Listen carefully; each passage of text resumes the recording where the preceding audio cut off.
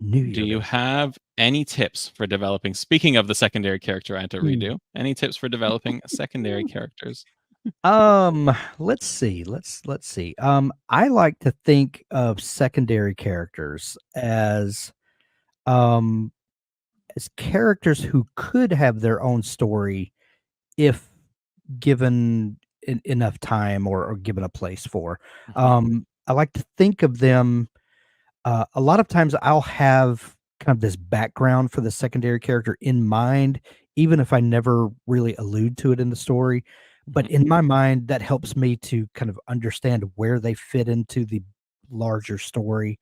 Um, I like to think of them as people that could have their own book if I were to sit down and write them. Mhm. And then that helps me to fit them in.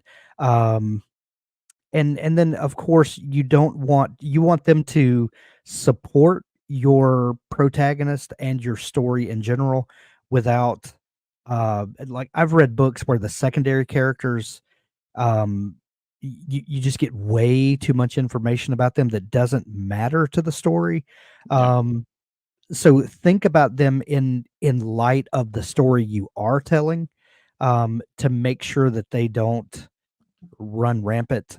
Make sure they're supporting your protagonist and Mhm. supporting your story, or the support may be that they are an antagonist to Mhm. what's going on, or to they may be hindering what your protagonist wants in the world. Depending on that, but don't let them become so. Let them be a help to the story without overtaking the story, if that Mhm. makes any sense at all. Yeah. Yeah, absolutely. Or I mean, if that happens, you can always pivot like Yeah, our friend R.A. Salvatore with Wolfgar was the initial protagonist. right. Uh and then Dritz became the probably the most beloved fantasy character of all time. Let's Of be all real. time. Yeah, yeah. We're So neck and neck with Frodo, let's be honest. yeah, yeah, let's Yeah. be honest. And I think truly, maybe this is a hot take, but we're in a place where those are welcome. I think if That's they right. manage to do a good movie, like a Lord of the Rings Oh. trilogy level movie of R.A. Salvatore's Oh, work, it'd be over. it would be yeah, he would Yeah, be fantastic, right? yeah, Bob would So win, Frodo has hands that. down. Yeah, right. But alas, I don't know if that'll ever happen, and like I really hope it does, but we had I'm gonna go on a tangent for a sec. We had the Dungeons and Dragons Honor Among Thieves movie. Fantastic. Loved that movie. Right? So well done. Great cast, good budget. But the other D&D movies that we've had, nope. I don't want to, Yeah. poo poo We've on them had if people love them, but we've had decades of false starts with yeah, D&D properties. yeah. It's not been good. It's No, not it's been good not, at and it's all. unfortunate, especially with how much D&D has had a resurgence in popularity. So, Yeah. fingers Well, crossed for a good Dritz movie.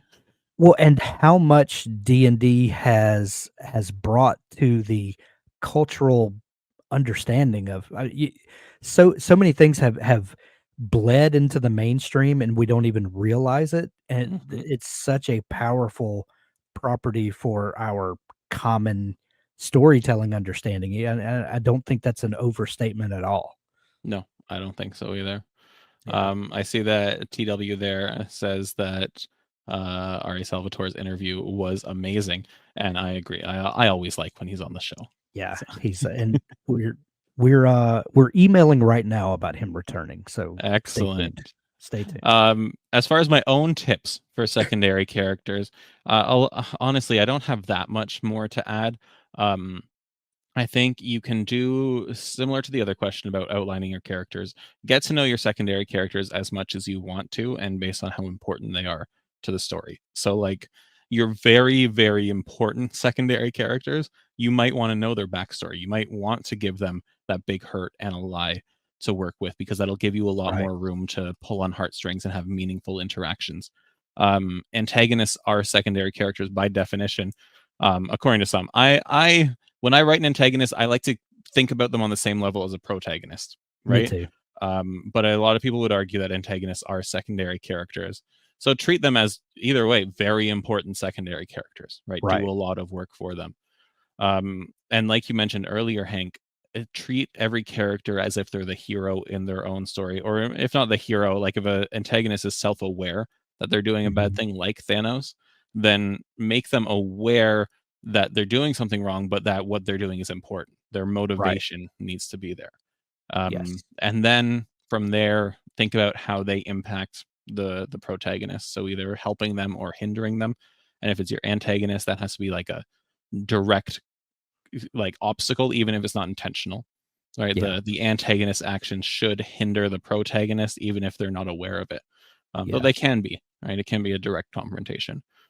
So that I don't really And have much more than that. Like yeah. secondary characters are characters, Yeah, right? and let's just, revisit this for just one second. The motivation for your antagonist, I've had stories before that just did not work for whatever reason. I didn't believe anyone, and when I really started peeling back the layers, I realized that my antagonist did not have a believable motivation, and Hmm. when I went back and sort of deconstructed this character and started putting the pieces together of why they do what they do, when I was able to get into their mind, and find a way that they would believe that they were doing at least doing something noble, even if they knew that it was wrong, like Thanos. He Hmm. believed he was doing something noble.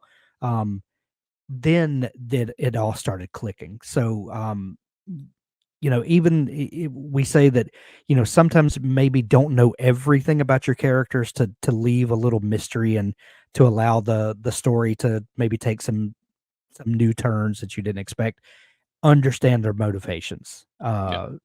Understand those from the beginning, and that will help you to not get stuck in one of these cycles of unbelievable characters where you're writing things that don't matter because you don't believe them either.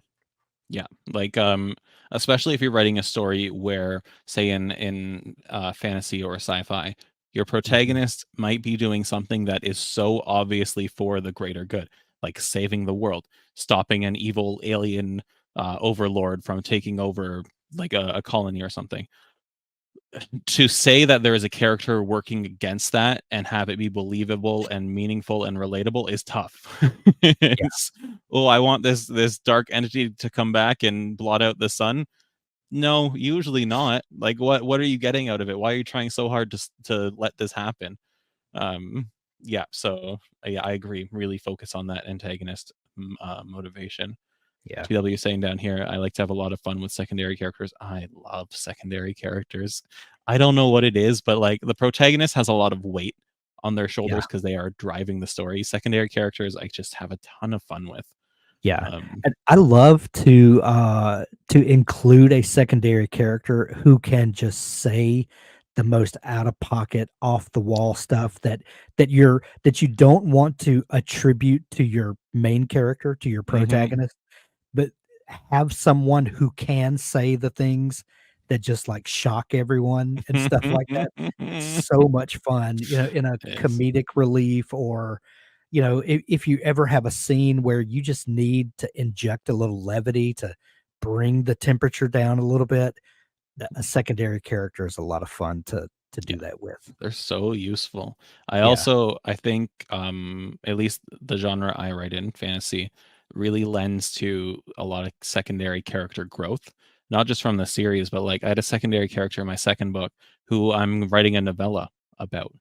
My main secondary character in the series, I'm considering giving her her own book, right? Kind of like in the middle of the series, something that happens to her. So, like, your characters can grow to be beyond what they initially were, and I think that's really right. cool. But you Yeah, really need to put the work into developing them then, right? yeah. Don't treat them like minor characters. They are just as important sometimes.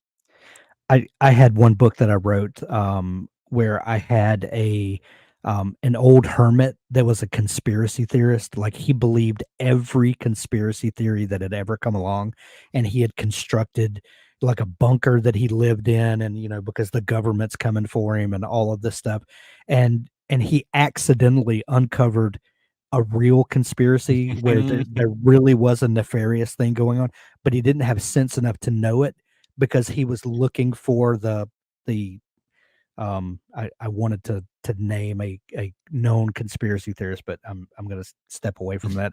But he kind of went to he kind of went to those things automatically instead of seeing the actual conspiracy right in front of his face. That's And fun. and that it was so much fun to get to kind of uncover this thing, and he's going way over the top when the truth was right in front of him, and he was a great character to do that with because he was so over the top, and and it was just so much fun.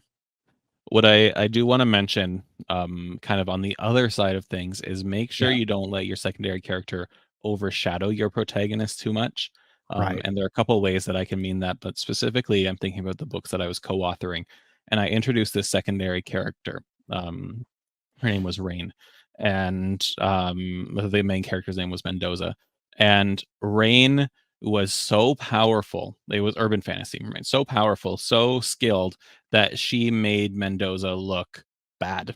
Like, she completely overshadowed him, and it's like, I this series should be about you now, right? And we're in book 3 at this point.